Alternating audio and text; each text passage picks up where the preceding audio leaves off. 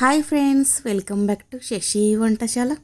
ఈరోజు వీడియోలో చింత చిగురు పప్పుని ఎలా ప్రిపేర్ చేసుకోవాలో చూపించబోతున్నానండి. ఇది రైస్లోకైనా చపాతీల్లోకైనా చాలా టేస్టీగా ఉంటుంది. మరి ఈ సింపుల్ టేస్టీ చింత చిగురు పప్పుని ఎలా ప్రిపేర్ చేసుకోవాలో వీడియోలోకి వెళ్ళి చూసేయండి. ముందుగా ఒక కప్పు చింత చిగురుని తీసుకోవాలి. ఈ చింత చిగురు అనేది గ్రామ్స్లో చెప్పాలంటే 50 గ్రామ్స్ వరకు ఉంటుందండి. ఇప్పుడు ఈ చింత చిగురులో ఉన్న పుల్లలన్నీ తీసేయాలండి. తీసేసిన తర్వాత ఒకసారి బాగా వాష్ చేసుకొని ఈ చింత చిగురుని శుభ్రంగా చేసుకొని పక్కన పెట్టుకోవాలి.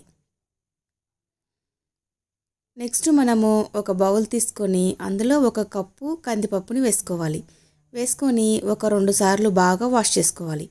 ఈ పప్పుని బాగా వాష్ చేసుకున్న తర్వాత ఇందులో 2 కప్పుల వాటర్ని వేసుకోవాలి. నెక్స్ట్ కారానికి తగినట్లుగా పచ్చిమిర్చి ముక్కల్ని వేసుకోవాలి. ఒక అరకప్పు ఆనియన్స్ ముక్కలు కూడా వేసుకొని ఇవన్నిటిని బాగా కలుపుకోవాలి. కలుపుకున్న తర్వాత ఇందులో 1 టీ స్పూన్ పసుపు, 1 టీ స్పూన్ ఆయిల్ని వేసుకోవాలి. వేసుకొని ఈ బౌల్ని తీసుకెళ్ళి స్టవ్ పైన పెట్టుకొని మూత పెట్టి మంటని మీడియం ఫ్లేమ్లో పెట్టుకొని పప్పు మెత్తగా ఉడికే వరకు ఉడికించుకోవాలి. ఇలా పప్పు మెత్తగా ఉడికిన తర్వాత ఒకసారి చెక్ చేసుకోవాలండి. పప్పు మెత్తగా ఉడికిందో లేదో చూసుకోవాలి.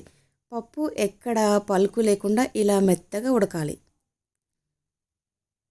ఇలా పప్పు మెత్తగా ఉడికిన తర్వాత ఇందులో మనం ముందుగా శుభ్రం చేసి పెట్టుకున్న చింత చిగురుని ఈ పప్పులో వేసుకోవాలి.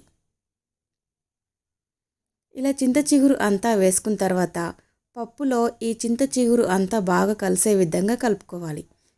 ఇలా కలుపుకున్న తర్వాత పప్పు అనేది కొంచెం గట్టిగా ఉందండి. ఇలా గట్టిగా అనిపిస్తే ఇందులో ఒక కప్పు వాటర్ని యాడ్ చేసుకోవాలి. ఇలా వాటర్ వేసుకున్న తర్వాత ఒకసారి అంతా బాగా మిక్స్ చేసుకొని ఇప్పుడు మూత పెట్టి మంటని లో ఫ్లేమ్లో పెట్టుకొని ఈ పప్పును 2 నిమిషాల పాటు ఉడికించుకోవాలి.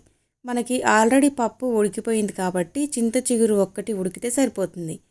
ఇలా 2 నిమిషాల తర్వాత చింత చిగురు కూడా మనకి ఉడుకుతుందండి. ఉడికిన తర్వాత స్టవ్ ఆఫ్ చేసుకొని ఈ బౌల్ని పక్కకు దించుకొని ఇందులో రుచికి సరిపడినంత సాల్ట్ వేసుకొని ఈ పప్పుని మెత్తగా రుబ్బుకోవాలి.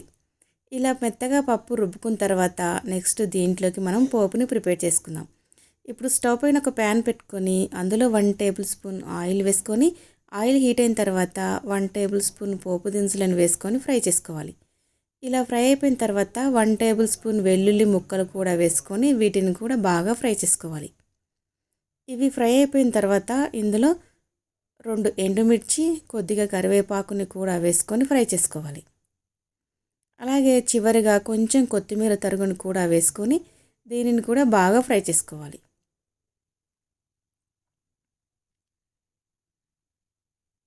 ఇలా పోపంతా బాగా ఫ్రై అయిపోయిన తర్వాత ఇప్పుడు స్టవ్ ఆఫ్ చేసుకొని ఈ పోపుని తీసుకెళ్ళి మనం ముందుగా ఉడికించుకొని పెట్టుకున్న చింత చిగురు పప్పులోకి ఈ పోపును వేసుకోవాలి. వేసుకున్న తర్వాత ఈ పోపంతా పప్పులో బాగా కలిసే విధంగా కలుపుకోవాలండి. అంతేనండి, ఎంతో టేస్టీగా ఉండే చింత చిగురు పప్పు రెడీ అయిపోయింది. ఈ పప్పు రైస్లోకైనా చపాతీలోకైనా చాలా టేస్టీగా ఉంటుందండి. మీరు కూడా ఒకసారి తప్పకుండా ట్రై చేయండి ఫ్రెండ్స్. మరి మీకు ఈ వీడియో నచ్చితే తప్పకుండా లైక్ చేసి మీ ఫ్రెండ్స్కి, రిలేటివ్స్కి షేర్ చేయండి. నా ఛానల్ని ఎవరైనా ఫస్ట్ టైం చూస్తున్నట్లయితే సబ్స్క్రైబ్ చేసుకోండి. Thank you for watching.